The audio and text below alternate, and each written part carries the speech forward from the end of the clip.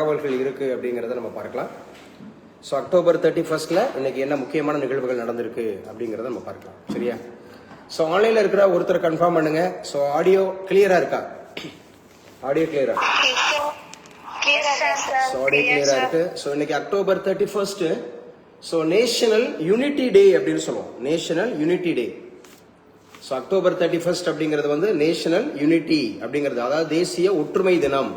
So யாருடைய பிறந்தநாள் அப்படின்னு பார்த்தீங்கன்னா சர்தார் வல்லபாய் பட்டேல். சர்தார் வல்லபாய் பட்டேல் அவர்களுடைய பிறந்தநாள் அப்படிங்கிறது வந்து நமக்கு என்ன நாளாக அனுசரிக்கப்படுது அப்படின்னு சொல்லி பார்த்தீங்கன்னா நேஷனல் யூனிட்டி டே அப்படிங்கிற மாதிரி சொல்றாங்க.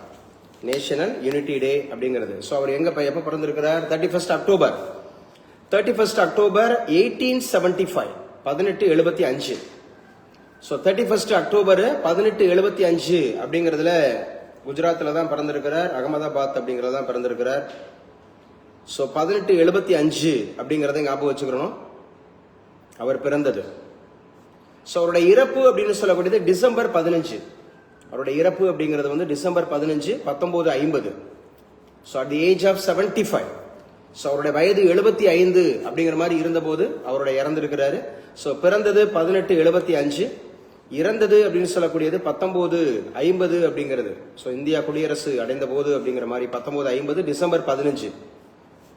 டிசம்பர் 15, 1950 அப்படிங்கிறதுல அவர் இறந்திருக்கிறார் அப்படிங்கிறத ஞாபகம் வச்சுக்கோங்க. ஸோ இவர் எந்த கட்சி அப்படின்னு சொன்னா இந்தியன் நேஷனல் காங்கிரஸ், காங்கிரஸ் கட்சியில தான் அப்ப இருந்திருக்கிறார் அப்படிங்கிறத ஞாபகம் வச்சுக்கணும். ஸோ இவங்களுடைய அப்பா பேரு என்ன சார் அப்படின்னு சொல்லி பார்த்தீங்கன்னு சொன்னா ஜாபேந்திர பாய் பட்டேல். ஜாபேந்திர பாய் பட்டேல். சர்தார் வல்லபாய் பட்டேல் அவருடைய அப்பா பேர் வந்து ஜாபேந்திர பாய் பட்டேல். அம்மா பேர் வந்து பாத்தீங்க அப்படின்னு சொன்னா லத்பா, லத்பா பட்டேல், லத்பா. ஸோ லத்பா, LATPHA, லத்பா பட்டேல் அப்படிங்கறத அவங்களுடைய அம்மா பேரு அப்படிங்கறத ஞாபகம் வச்சுக்கணும்.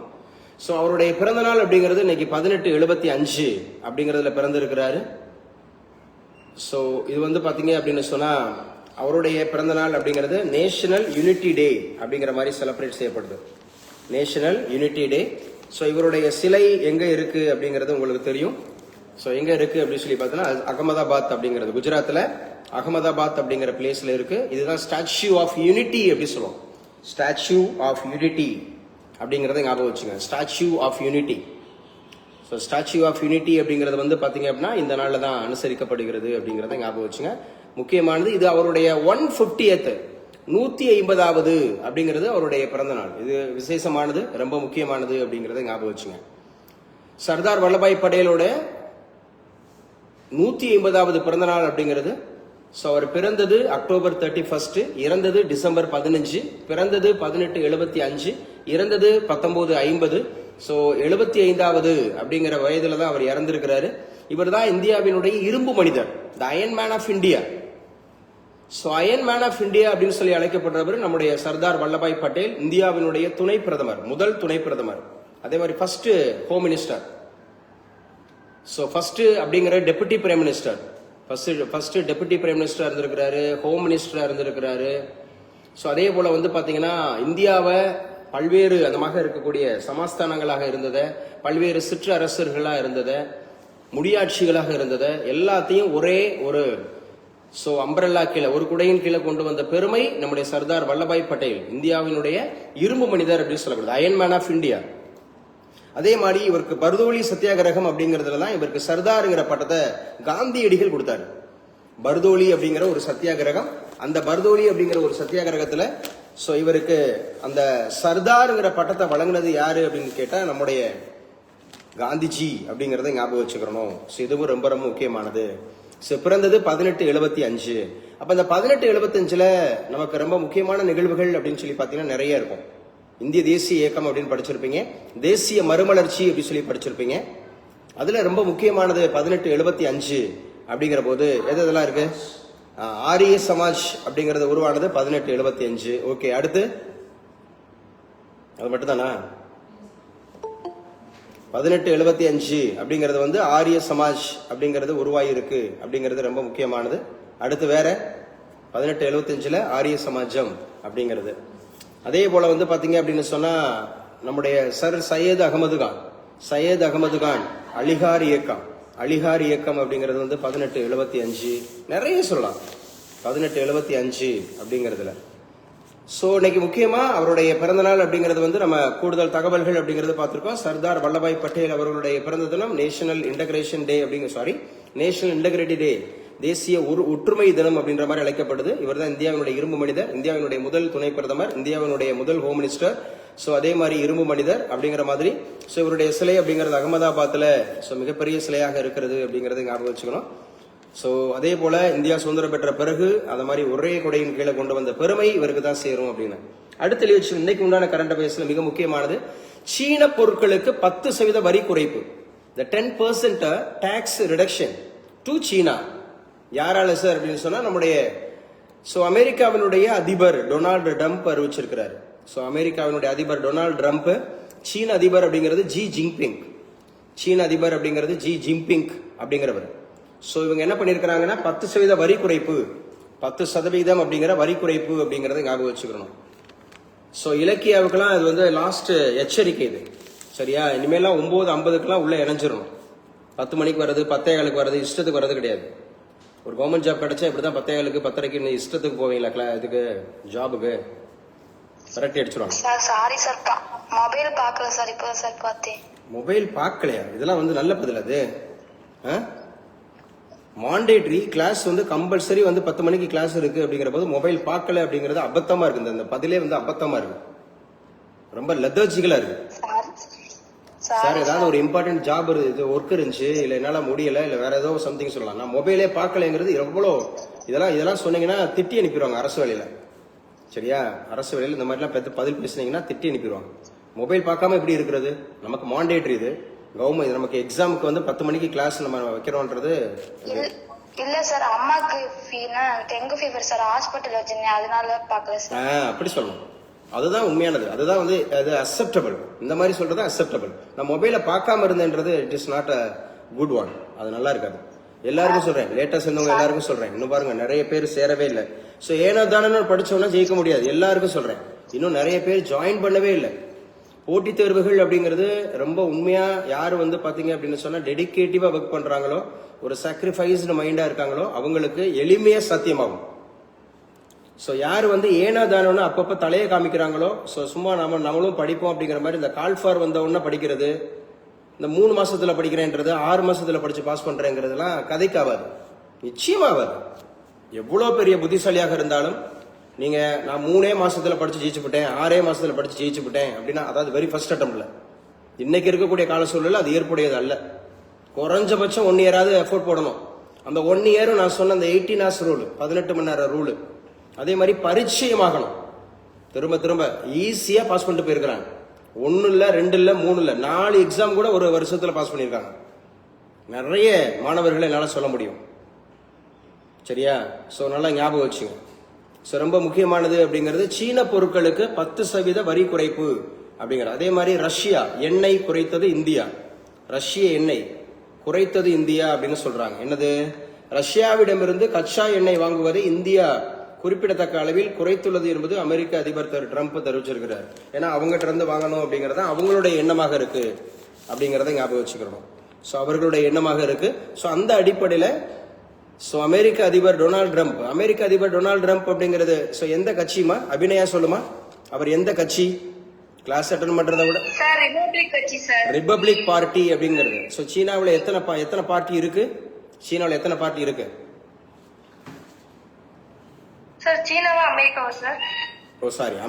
அமெரிக்காவில் எத்தனை பார்ட்டி இருக்கு? 2 பார்ட்டி இருக்கு சார். அமெரிக்காவில் 2 பார்ட்டி இருக்கு அப்படிங்கறத ஞாபகம் வச்சுக்கணும். அதே மாதிரி அபிநயா, இந்த கார்த்திகா அப்படிங்கலாம் இஷ்டத்துக்கு வந்து ஆன்லைன்ல ஒரு நாள், ஆஃப்லைன்ல ஒரு நாள் நீங்களா இஷ்டத்துக்கு அட்டன் பண்ணக்கூடாது. பெர்மிஷன் இல்லாம அட்டன் பண்ணக்கூடாது. இன்னைக்கு நான் ஆன்லைன்ல அட்டன் பண்ணிக்கிறேன் அப்படின்னு சொல்லிட்டு பெர்மிஷன் கேட்டுட்டு தான் நீங்க அட்டன் பண்ணணும். திடீர்னு வர்றது, திடீர்னு வீட்டில் இருக்கிறது, நினைச்ச நேரம் அப்படிங்கிற மாதிரி எந்த மோடுல வேணாலும் கிளாஸ் அட்டன் பண்ணலாம் அப்படிங்கிறது இட் இஸ் ராங். வித் பெர்மிஷனோட நீங்க யூ கேன் பெர்மிஷனோட அட்டன் பண்ணலாம். எனக்கு ஏதாவது ஒரு இன்கன்வீனியன்ட் இருக்கு, இன்னைக்கு ஆன்லைன்ல அட்டன் பண்ணிக்கிறேன், ஏன்னா ஆன்லைன் கிளாஸ் நம்ம கிட்ட நேர்த்தியா இருக்கும், அதனால நமக்கு வந்து அட்டன் பண்ணிக்கலாம், ஒன்றும் தப்பே கிடையாது. பட் வித்தவுட் பெர்மிஷன்ல நீங்க அட்டன் பண்ணக்கூடாது. இந்த கார்த்திகா ஆளையே காணும், மணிகண்டன் ஆளையே காணும், அண்ணாமலை ஆளையே காணும், காமேஷ் ஆளையே காணும், நிகில் ஆளையே காணோம். சரியா? அதே மாதிரி மதுரை அந்த பொண்ணு யார் இது? இருக்கீங்களாப்பா? இருக்கீங்க, கிளாஸ்ல இருக்கீங்க, நான் பார்த்தேன். சரியா? அட்டன் பண்றீங்க. யார் இது? இல்லை வந்துட்டு போயாச்சா ஆள்? அது மாதிரி இருக்கக்கூடியது. சீன பொருட்களுக்கு 10% வரி குறைப்பு. It is also very very important சொல்லியாச்சு.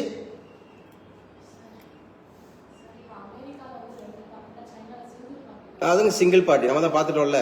சரியா? ஆட்சியில் இருக்கிறது ஒரே ஒரு பார்ட்டி தான். உச்சநீதிமன்றத்தினுடைய அடுத்த தலைமை நீதிபதி சூரியகாந்த் கன்ஃபார்ம் பண்ணிட்டாங்க. உச்சநீதிமன்றத்தினுடைய அடுத்த நீதிபதி, இந்த ஃபேன் ஆஃப் பண்ண சொன்னேன்.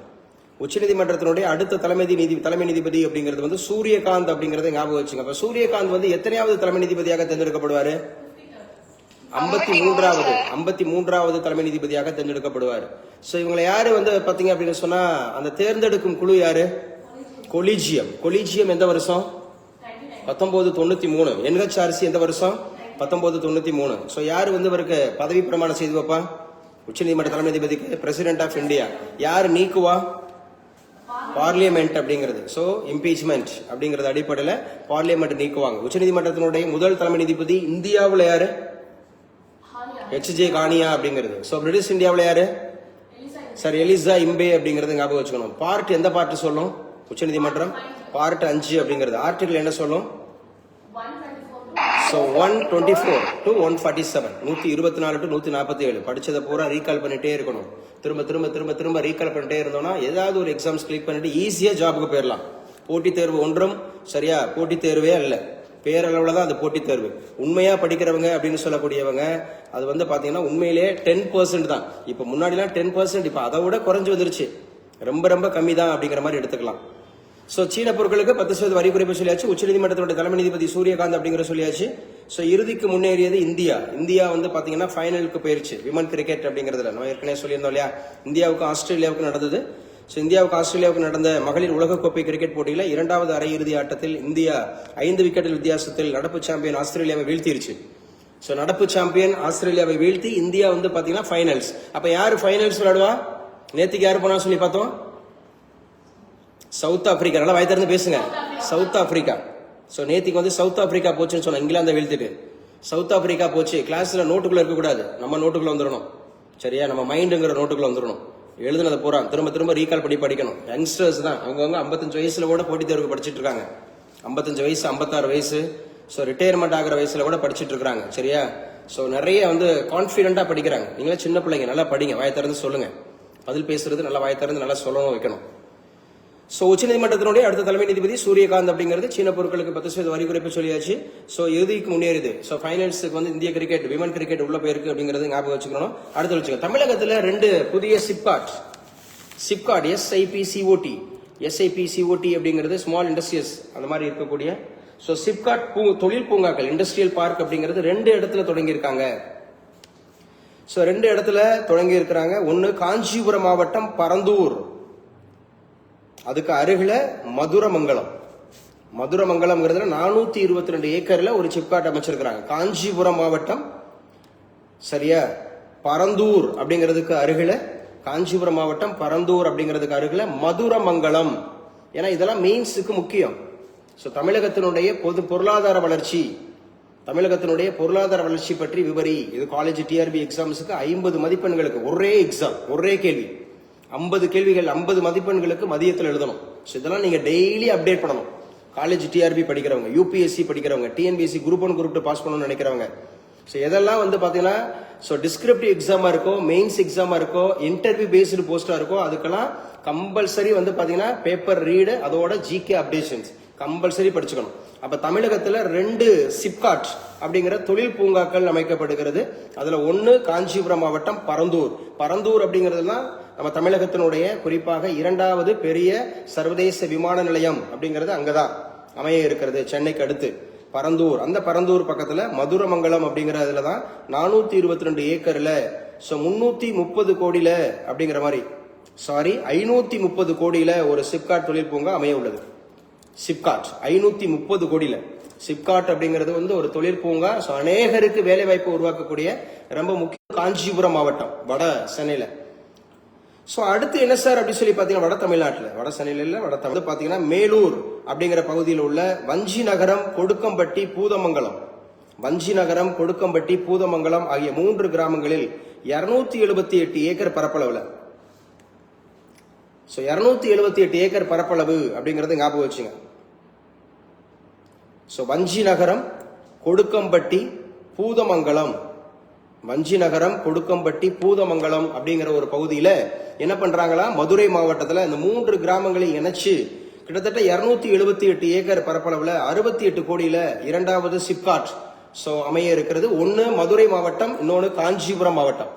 ஒன்னு மதுரை மாவட்டம், இன்னொன்னு காஞ்சிபுரம் மாவட்டம் அப்படிங்கறத எடுத்துங்க. மதுரை மாவட்டத்திலையும் காஞ்சிபுரம் மாவட்டத்திலையும் அப்படிங்கிற மாதிரி எடுத்துக்கங்க.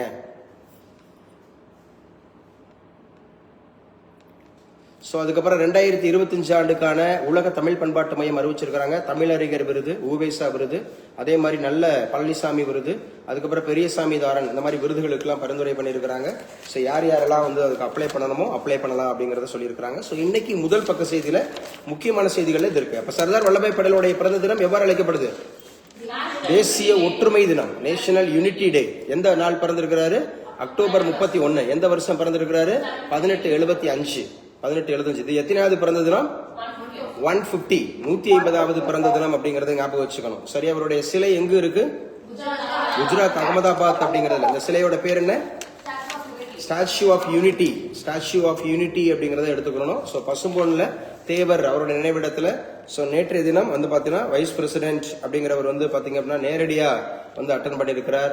முதலமைச்சர் நேரடியா அட்டன் பண்ணியிருக்கிறார். முத்துராமலிங்க தேவருக்கு பாரத ரத்னா அரசு வழிமொழிய தயார் அப்படின்னு சொல்லியிருக்காங்க. முத்துராமலிங்க தேவருக்கு பாரத ரத்னா அரசு வழிமொழிய தயார் அப்படிங்கறத சொல்லியிருக்காங்க. தமிழக அரசு சார்பாக அங்க மிகப்பெரிய திருமண மண்டபம் அப்படிங்கறது அமைக்கப்படும் அப்படிங்கறத சொல்லியிருக்காங்க.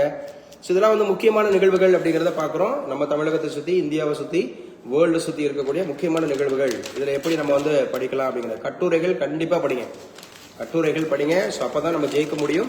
நல்ல நாலேஜ என்ரிச் பண்ணிட்டே இருக்கணும். அப்டேஷன் இருந்துட்டே இருக்கணும். புத்தக புழுவா இருக்கக்கூடாது. வெறுமனே புத்தகத்துல இருக்கிறத மட்டும் எதிர்பார்த்துட்டு நான் பெரிய அதிகாரி ஆயிரம் நினைச்சிடக்கூடாது. இன்டர்பிரேஷன் ஸ்கில்ஸ் வேணும். நல்லா இன்டென்சிவா ஜிகேவை ப்ரிப்பேர் பண்ணணும். அந்த மாதிரி இருக்கக்கூடிய விஷயங்கள்ல நல்லா ஞாபகம் வச்சுங்க. புனிதாலாம் ஸ்கூலுக்கு கவர்மெண்ட் ஜாப்லாம் கிடைச்சிச்சுன்னா இப்படிதான் 10:30 போவீங்களா? ஸ்கூல்ல வேலை கிடைச்சிச்சுன்னா புனிதா பெர்மிஷன் கேட்டியாமா? தூத்துக்குடி புனிதா. அப்புறம் இப்படிதான் இஷ்டத்துக்கு கிளாஸ் அட்டெண்ட் பண்ணுவீங்களா? வேலை கிடைச்சதுக்கு அப்புறம் இப்படிதான் போவீங்க. உங்க ஸ்கூல்ல வேலை கிடைச்சிச்சுன்னா அது உங்களுடைய ஹெச்எம் எல்லாம் கேட்க மாட்டீங்க. நீங்களா போவீங்க. நீங்க போறதுதான் ஸ்கூல். நீங்க போறதுதான் ஸ்கூல். அப்படிதானே? இல்ல சார், சாரி சார். அதான் பெர்மிஷன் கேட்கணும்ப்பா. பெர்மிஷன் கேட்கணும். கிளாஸ்ல படிக்கணும். அப்பதான் நீங்க ஜாபுக்கே போக முடியும். முதல்ல இந்த மாதிரியான ஒரு நல்ல சின்சியாரிட்டி இருந்தா மட்டும் தான். எல்லாருக்கும் சொல்றேன், லேட்டா சேர்ந்தவங்க எல்லாருக்கும் லேட்டா கிளாஸ் அட்டெண்ட் பண்றவங்க எப்ப வேணாலும் படிக்கலாம், எப்ப வேணாலும் போடலாம், எப்ப வேணாலும் படிச்சுட்டே இருக்கலாம். எல்லாருக்குமே சொல்றேன், கிளாஸ் 10 மணிக்குன்னா 9:45 அலர்ட்டா இருக்கணும். புரியுதா? டெஸ்ட்னா உடனே அட்டெண்ட் பண்ணணும். நல்லா எழுதணும், நோட்ஸ்ல எழுதணும், மறுபடியும் வாயை திறந்து பேசணும், நல்லா திரும்ப திரும்ப திரும்ப திரும்ப ரீகால் பண்ணணும், ரிவைஸ் பண்ணணும். இங்க போட்டித் தேர்வுக்கு லட்சக்கணக்கானவர் படிச்சுட்டு இருக்கிறான். ஆயிரக்கணக்கில் தான் போஸ்ட் வருது, 100கணக்கில் தான் போட்டி இருக்கு. லட்சக்கணக்கில் படிச்சுட்டு இருக்கிறான், ஆயிரக்கணக்கில் தான் போஸ்ட் இருக்கு, 100கணக்கில் தான் பாத்தீங்கன்னா போட்டி இருக்கு. உண்மையான போட்டிங்கிறது 100கணக்கில் தான் இருக்கு.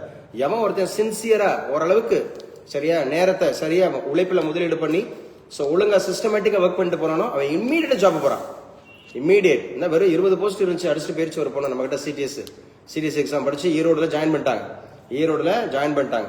வெறும் ஒரே ஒரு போஸ்ட் தான் இருந்துச்சு. ஒரு போஸ்ட் 2000 பேர் அப்ளை பண்ணிருந்தாங்க. அடிச்சு ஜாப் அடிச்சுட்டு போயிட்டாரு. நம்ம அகாடமியில ஜாப் அடிச்சுட்டு போயிட்டாரு. நம்ம காரைக்குடியிலே ரயில்வேல ஒர்க் பண்றாங்க, நம்ம காரைக்குடியிலே எஸ்பிஐல ஒர்க் பண்றாங்க, நம்ம காரைக்குடியிலே பாத்தீங்கன்னா என்சிசி ஆபீஸ்ல ஒர்க் பண்றாங்க, நம்ம காரைக்குடியிலே பாத்தீங்க அப்படின்னு சொன்னா தாலுகா ஆபீஸ்ல இருக்காங்க. நம்ம அகாடமியில படிச்சவங்க. பேசுற புரியுதா? இதெல்லாம் கொஞ்சம் போஸ்ட். உங்க மாதிரி தான் கொஞ்சம் பேர் உட்காந்து படிச்சதுதான். இந்த அகாடமியில 60 பேருக்கு மேல உட்கார முடியாது. 60 பேருக்கு மேல உட்கார முடியாதுங்கிற போது ரொம்ப மினிமம் ஸ்ட்ரென்த்தை வச்சு மேக்சிமம் ரிசல்ட் அப்படிங்கறது நான் சொன்னது உங்களுடைய நன்மைக்காக பேசுறேங்கிறத எடுத்துக்கணும். நம்ம சாரு குறை சொல்றாரு, நம்மளை திட்டுறாருன்னு நினைச்சிடக்கூடாது. இதுல நான் உங்களை செதுக்குறேன்.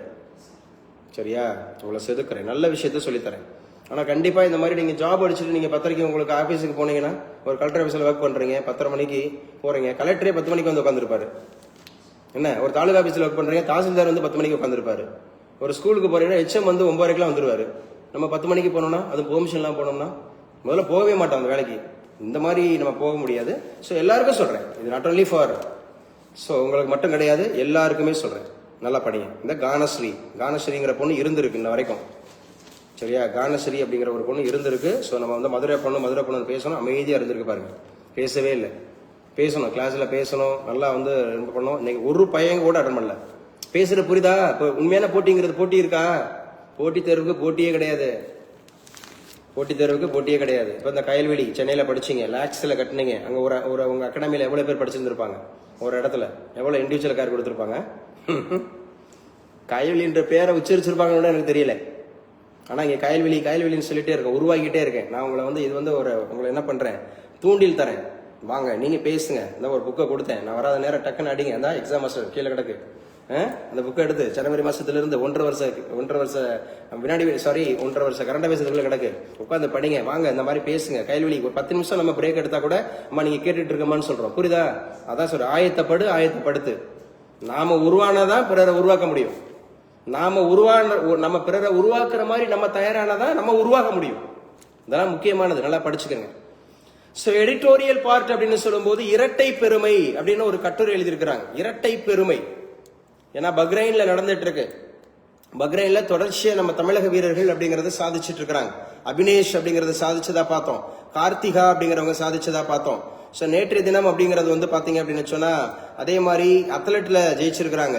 அதே போல வந்து பாத்தீங்கன்னா பக்ரைன்ல நடைபெற்ற 3வது ஆசிய இளையோர் போட்டிகளில் கபடியில் ஆடவர் மற்றும் மகளிர் என இரு பிரிவுகளிலுமே தங்கப்பதக்கம் என்று சாதனை படைத்திருக்கிறது.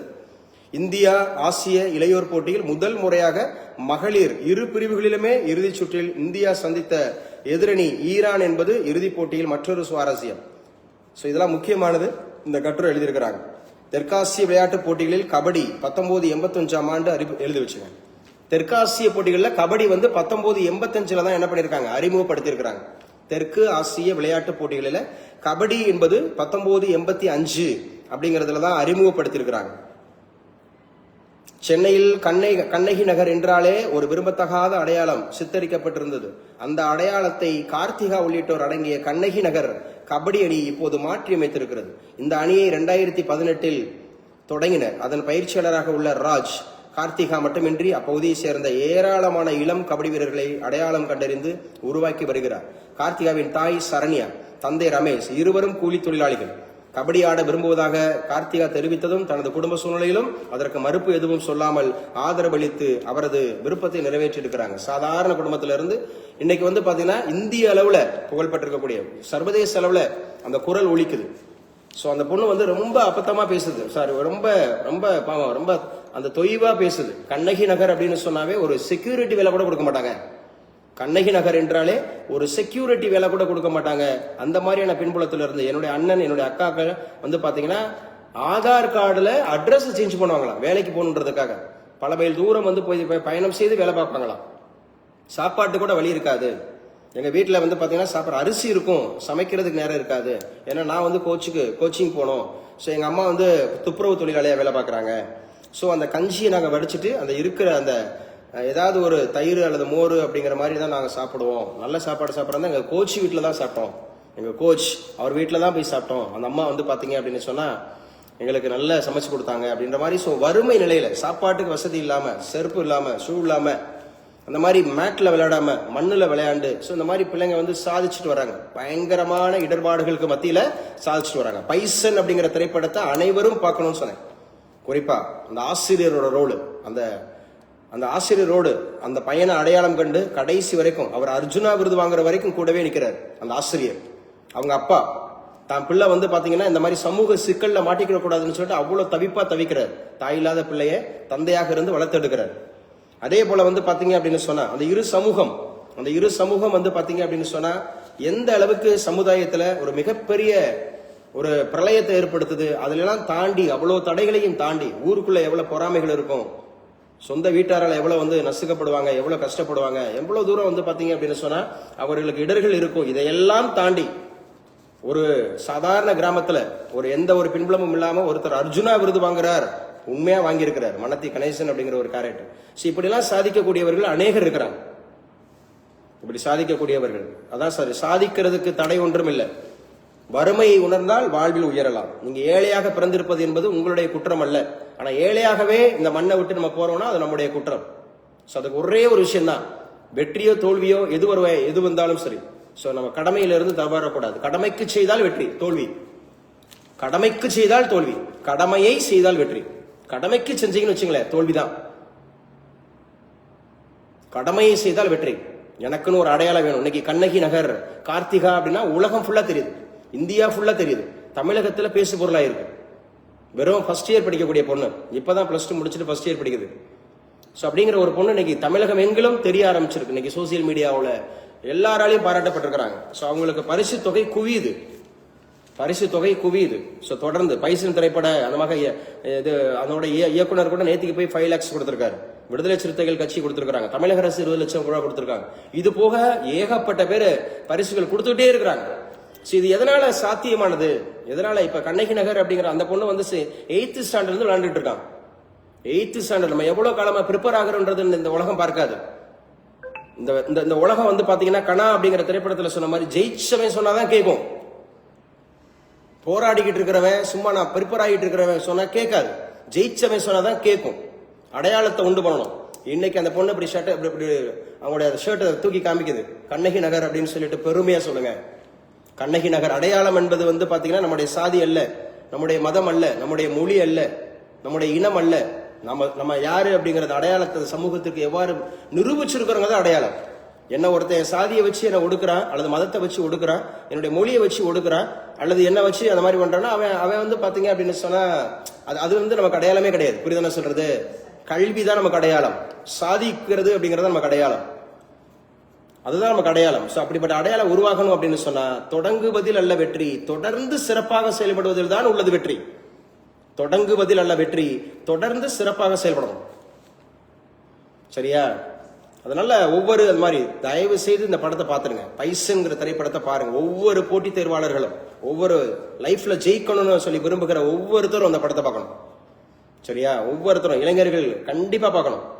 அந்த பையன் வந்து பாத்தீங்க அப்படின்னு சொன்னா வெறி அவனுக்கு இருக்கு. ஏன் இந்த சமுதாயம் என்ன இப்படி பாக்குது, நான் சாதிக்கணும், நான் அடிச்சே ஆகணும், இந்த இதுல நான் ஒரு அடையாளத்தை உண்டு பண்ணணும் அப்படிங்கிற ஒரு மிகப்பெரிய அந்த மாதிரி இருக்கிற விஷயத்த. சோ இரட்டை பெருமை. பக்ரைனில் நடைபெற்ற 3வது ஆசிய இளையோர் போட்டிகளில கபடியில ஆடவர் மற்றும் மகளிர் என 2 பிரிவுகளிலும் தங்கம் அப்படிங்கிறது. சோ இது ரொம்ப முக்கியமானது.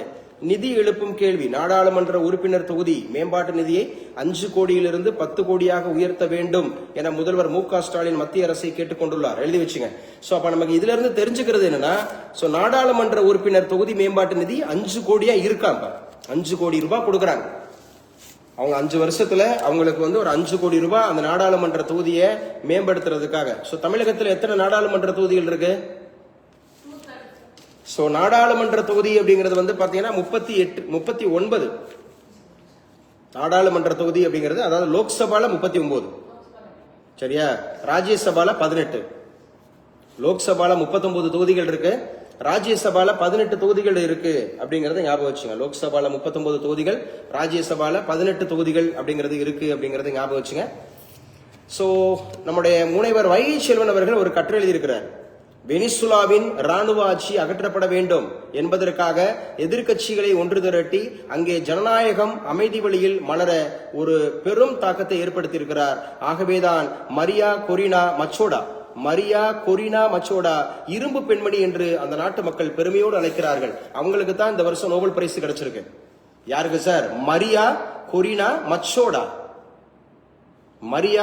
மச்சோடா வெனிசுலா நாட்டினுடைய எதிர்க்கட்சி அப்படிங்கறதெல்லாம் ஒன்று திரட்டி ஜனநாயக வழியில அந்தமாக இருக்கிறதுக்கு இதுக்கு சப்போர்ட் அமெரிக்க அதிபர் டொனால்ட் ட்ரம்ப் அவர் இருக்கணும் அப்படிங்கிற மாதிரி அமைதிக்கான நோபல் பரிசு அப்படிங்கறத அந்த அம்மா பேசும்போது அவங்க சொல்லியிருந்தாங்க, நான் வந்து இதை வந்து டெடிகேட் பண்றேன்.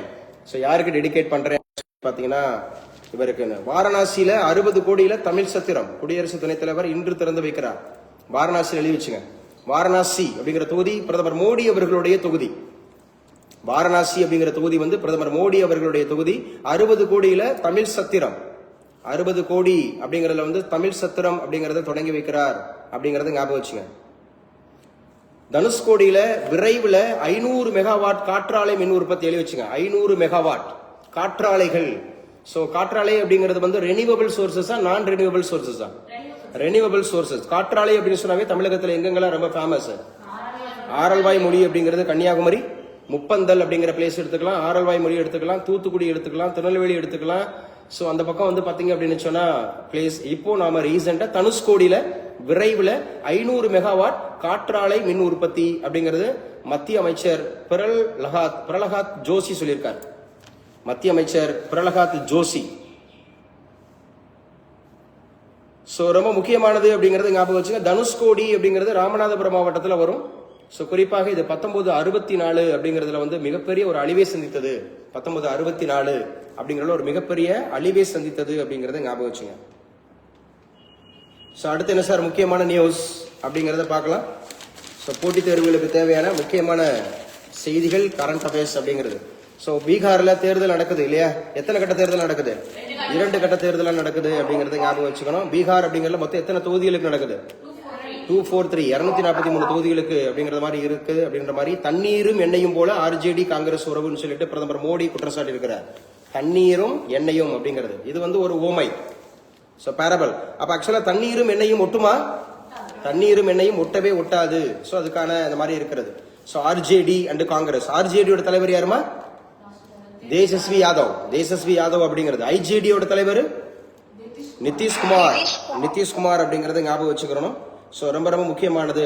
தெலுங்கானா அமைச்சராகிறார் அஸ்வாருதீன். எழுதி வச்சுங்க. முன்னாள் கிரிக்கெட் கேப்டன், இந்தியாவினுடைய முன்னாள் கிரிக்கெட் கேப்டன் அப்படின்னு சொல்லக்கூடிய முகமது அஸ்வாருதீன் தெலுங்கானாவோட அமைச்சராகிறார். தெலுங்கானா மாநில அமைச்சராக இந்திய கிரிக்கெட் அணியின் முன்னாள் கேப்டன் முகமது அஸ்வாருதீன். தெலுங்கானா சட்டப்பேரவையின் மொத்த உறுப்பினர்களின் எண்ணிக்கை 119 உள்ள நிலையில் தற்போது முதல்வர் ரேவந்த் ரெட்டி தலைமையிலான அமைச்சரவையில் 15 அமைச்சர்கள் இடம்பெற்றுள்ளனர். அதில் சிறுபான்மையினர் சமூகத்தை சார்ந்த அமைச்சர்கள் யாரும் இடம்பெறவில்லை. மேலும் 3 பேரை சேர்க்க இடம் உள்ளது. கடந்த ஜூன் மாதம் பாரத் ராஷ்டிர சமிதி BRS MLA மகந்தி கோபிநாத் மறைந்ததை அடுத்து ஜூப்ளி ஹில்ஸ் தொகுதிக்கு நவம்பர் 11 இடைத்தேர்தல் நடைபெற்றது. அங்குள்ள 1 லட்சத்திற்கும் மேற்பட்ட முஸ்லிம் வாக்குகளை பெற உதவும் வகையில் அசாருதீனை அமைச்சரவையில் சேர்க்க காங்கிரஸ் கட்சியின் மாநில நிர்வாகிகள் கோரிக்கை வைத்துள்ளனர். சோ முக்கியமானது. சோ அசாருதீன் அப்படிங்கிறவருக்கு அமைச்சர் அப்படிங்கிற பதவி கொடுக்கப்படுகிறது. ஏற்கனவே அவர் MLA இருக்கிறார். மும்பை நடிப்பு பயிற்சி மையத்தில் பிணை கைதிகளாக சிக்கிய 17 சிறார்கள் மீட்பு. சர்தார் படேலுடைய 150வது பிறந்த நாள் அப்படிங்கிறது நவம்பர் 1 முதல் 15 வரை தேசிய கொண்டாட்டமாக அறிவிக்கப்படுது. நவம்பர் 1 டு நவம்பர் 15 அப்படிங்கிறது வந்து ஒரு தேசிய கொண்டாட்டமாக அறிவிக்கப்படுகிறதுன்னு நம்முடைய அமித்ஷா சொல்லியிருக்கிறார். அமித்ஷா என்ன துறைக்கான அமைச்சருமா? ஹோம் மினிஸ்டர் ஆஃப் இந்தியா அப்படிங்கறது ஞாபகம் வச்சுங்க. ரொம்ப முக்கியமானது. நகர்ப்புற மயமாக்கலுக்கு மக்கள் தொகை அதிகரிப்பு சவாலாக உள்ளது. இதெல்லாம் மெயின்ஸுக்கு இந்த மாதிரி கட்டுரைகள் கேட்பாங்க. நகர்ப்புற மயமாக்கல் அப்படின்னு சொன்னா அர்பனைசேஷன் அப்படிங்கிறதுக்கு மக்கள் தொகை அதிகரிப்பு அப்படிங்கிறது சவாலாக இருக்கிறது. இட் இஸ் எ சேலஞ்ச் அப்படிங்கிறது.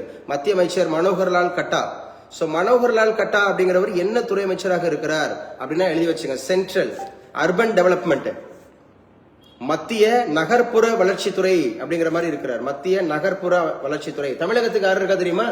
இதே புரோட்டோகால்ல. இந்தியாவுக்கு மனோகர்லால் கட்டா இருக்காரு. KN நேரு அவர்கள் இருக்காரு. நகர்ப்புற மேம்பாட்டுத்துறை அமைச்சர். நகர்ப்புற மேம்பாட்டுத்துறை அமைச்சர் தமிழகத்திற்கு வந்து பாத்தீங்கன்னா KN நேரு அவர்கள் இருக்கிறார் அப்படிங்கறத ஞாபகம் வச்சுக்கணும்.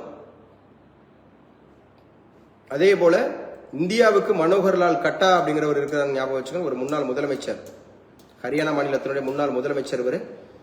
நகர்ப்புறமயமாக்கலுக்கு மக்கள் தொகை அதிகரிப்பு சவாலாக இருக்கிறது அப்படிங்கிற இந்த கட்டுரையெல்லாம் நீங்க படிச்சுக்கணும். அப்பதான் மெயின்ஸ் எழுதலாம்.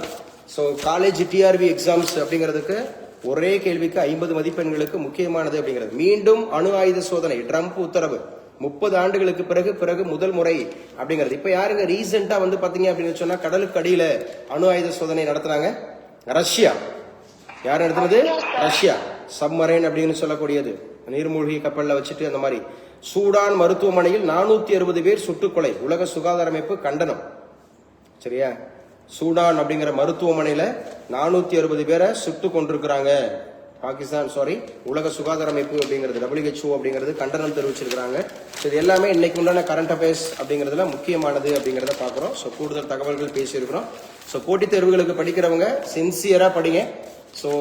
இந்த வருடம் அப்படிங்கிறது அட்லீஸ்ட் ஒரு குறைந்தபட்சம் 1 இயர் நீங்க எந்த வயது உடையவராக இருந்தாலும் 1 வருஷம் நீங்க உழைப்ப போட்டீங்க அப்படின்னு சொன்னா, சரியா, அதை சின்சியரா ஒர்க் பண்ண ஆரம்பிச்சீங்கன்னா நிறைய நல்ல ரிசல்ட் இன்னைக்கு வந்து மக்கள் வந்து பாத்தீங்க அப்படின்னு சொன்னா ரொம்ப சோம்பேறியெல்லாம் மாறிட்டாங்க. போட்டித் தேர்வுகளுக்கு படிக்கிறவங்க சரியா, நான் படிக்கிறேன்னு சொல்லிட்டு பெற்றோரை ஏமாத்திட்டு இருக்கிறாங்க. சோ அதே தன்னைத்தானே ஏமாத்திட்டு இருக்கிறாங்க. ஆனா சின்சியரா படிக்கக்கூடிய ஒரு சிறு குழு இருக்கு. ஒரு சிறு குழு தான், சின்ன கூட்டம் தான். உண்மையா படிக்கிறவங்க சின்ன கூட்டம் தான். எதிர்பார்ப்போட படிக்கிறவங்க சின்ன கூட்டம் தான். ரொம்ப ரொம்ப ரொம்ப ரொம்ப தியாகத்தோட எல்லாத்தையும் சகித்து கொண்டு படிக்கிறவங்க.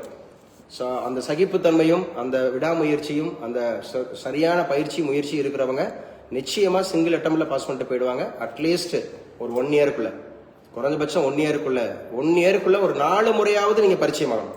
4 முறையாவது ஒரு கேள்வி கேட்டா இம்மீடியட்டா எடுக்க வரணும். மேத்தமெட்டிக்ஸ் எல்லா சமமும் ஒர்க் அவுட் பண்ண தெரியணும். கரண்ட் அஃபேர்ஸ் பேப்பர்ல மெனக்கடணும். ஸோ எந்த கேள்வி கேட்டாலும் அடிக்க தெரியணும். அப்படி இருக்கிறவங்க நிச்சயமா ஜெயிப்பாங்க. எழுதிக்கலாம். ஸோ நம்ம அப்படியே கிளாஸ் கண்டினியூ பண்ணிக்குவோம். கிளாஸ் பார்ப்போம்.